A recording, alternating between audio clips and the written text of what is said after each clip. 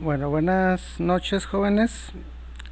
Este video va a ser sobre los análisis que se hacen en los mecanismos. Ok, ya habíamos quedado que el mecanismo más simple es el mecanismo de 4 barras, si se acuerdan. El mecanismo de 3 barras, pues de hecho no es mecanismo, es una estructura. Voy a poner aquí un ejemplo que hice aquí rápido en SolidWorks.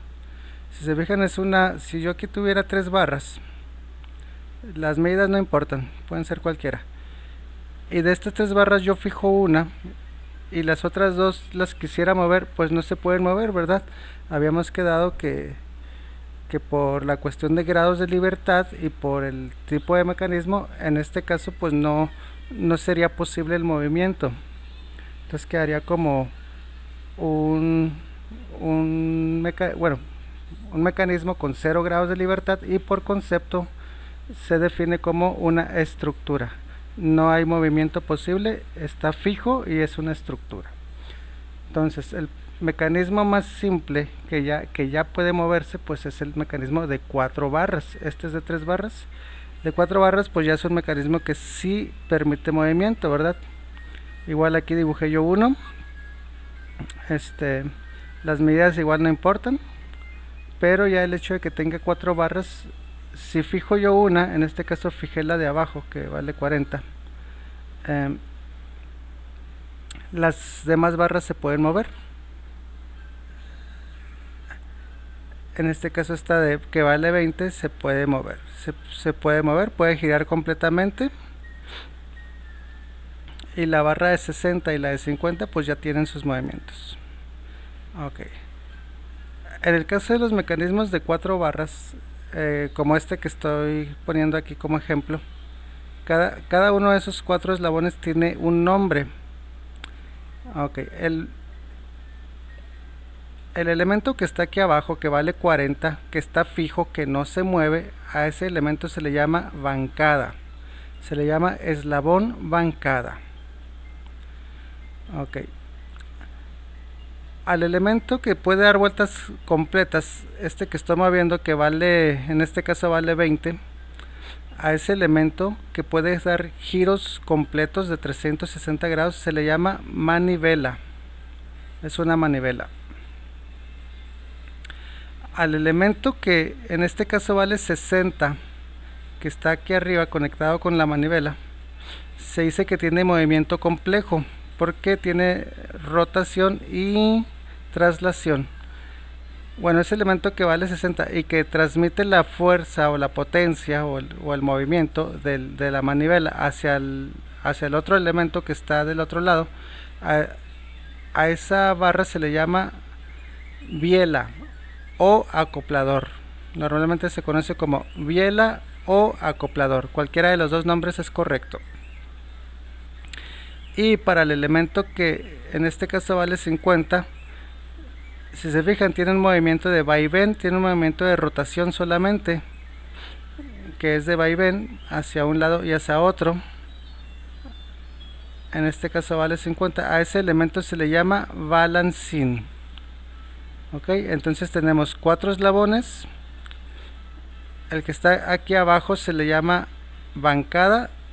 El que sí da giros completos se le llama manivela. El que transmite el movimiento se llama biela o acoplador, y el que está del otro lado que hace movimiento de vaivén, ese se llama balancín. Ok, entonces en los mecanismos ya como tal, en este caso es el mecanismo más simple. Por cierto, a este mecanismo se le conoce como manivela balancín, ¿verdad? Por el hecho de que tiene una manivela y tiene un balancín. Les decía que a estos mecanismos cuando se analizan, normalmente se analizan 3 cosas que suponen ser las más importantes en el caso de la cinemática. Número 1, la posición. Ver la posición de todos los eslabones de los elementos. La velocidad, número 2. igual qué velocidad llevan los elementos en algún momento determinado, y la aceleración. Esto es importante para luego ya después al momento de analizar fuerzas o analizar otro tipo de situaciones, pues se requieren de entrada esos tres aspectos, ¿no? En cualquier momento dado, en algún momento dado, qué posición tienen los elementos, qué velocidad tienen en ese momento y qué aceleración llevan o tienen en ese momento. Se analizan en cualquier mecanismo, no solamente en los de 4 barras, puede ser de 5, de 6, de 8 barras o de las barras que sean. Esos tres momentos se analizan y se tienen que revisar. Ahorita aquí en este caso pues vamos a ver el mecanismo de 4 barras, el de manivela balancín. ¿Qué información se suele dar? La información que se suele dar para poder hacer un estudio o un análisis, ¿qué información se suele dar? Se suele dar las medidas de los eslabones, en este caso de los 4 eslabones. Al eslabón manivela se le llama con la letra A, al eslabón biela se le llama con la letra B, al eslabón balancín con la letra C y al eslabón bancada con la letra D. Esto lo estoy yo manejando con la información del libro de Norton de diseño de maquinaria. Igual a lo mejor en algún otro libro, en algún otro material bibliográfico, pues les ponen otras nomenclaturas, ¿verdad? Pero aquí en este caso así se manejan. Se tienen que saber los 4 eslabones, las medidas de los 4 eslabones, y para la posición normalmente se da un ángulo de entrada. El eslabón de entrada o el ángulo de entrada se da a partir del eslabón manivela, porque se supone que este manivela es el que está dando vueltas completas y se supone que en este eslabón es en el cual se conecta o se conectaría un motorcito, que es el que está con una cierta velocidad angular, y este sería como que sería el eslabón de entrada, y el eslabón balancín sería el eslabón de salida. Entonces se considera al eslabón manivela o eslabón A como el eslabón de entrada y al balancín o eslabón C como el eslabón de salida.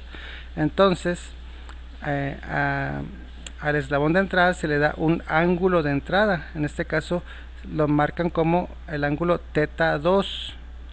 Ese ángulo θ 2 también lo tendríamos que tener, y a partir de este ángulo θ 2 podríamos calcular los ángulos de salida, que serían el ángulo del eslabón 3, que sería el ángulo de la biela, y el ángulo del balancín, que en este caso le llaman el ángulo θ 4. Entonces, en resumen, para la posición, ¿qué información tenemos o nos van a dar? Nos van a dar las medidas de los 4 eslabones A, B, C y D, y nos van a dar el ángulo de entrada, que sería θ 2, que sería el ángulo de la manivela. Y con esa información lo que tendríamos que calcular sería el ángulo de salida del eslabón biela, que sería θ 3, y el ángulo de salida del eslabón balancín, que sería θ 4. Se puede resolver por método gráfico o por método analítico. Incluso yo agregaría un tercer método ahora con el SolidWorks. Pero para este caso lo que voy a poner yo, que es el más simple, sería el método gráfico. El método analítico es muy largo. De hecho aquí tengo el libro abierto de Norton. Igual con cualquier otro libro, igual sigue siendo igual de largo y complicado, no crean que es fácil. Trae todo un procedimiento. Usando el libro de Norton, el procedimiento sería calcular K1, que aquí está, K2, K3. Luego, ya que se tienen esos valores de K1, K2 y K3, el siguiente paso sería calcular el valor de A mayúscula, B mayúscula y C mayúscula. Y ya cuando se tienen esos valores se tendría que calcular con la fórmula general el ángulo 4. Si se fijan, con la fórmula general les puede dar dos valores distintos. Ahorita en otro video les pongo por qué da dos valores distintos. Después de eso se tiene que calcular K4 y K5 con estas ecuaciones. Luego después se tiene que calcular D, E y F con estas ecuaciones. Y ya con esos valores se calcula el ángulo 3, igual con una fórmula general. El procedimiento analítico es muy largo.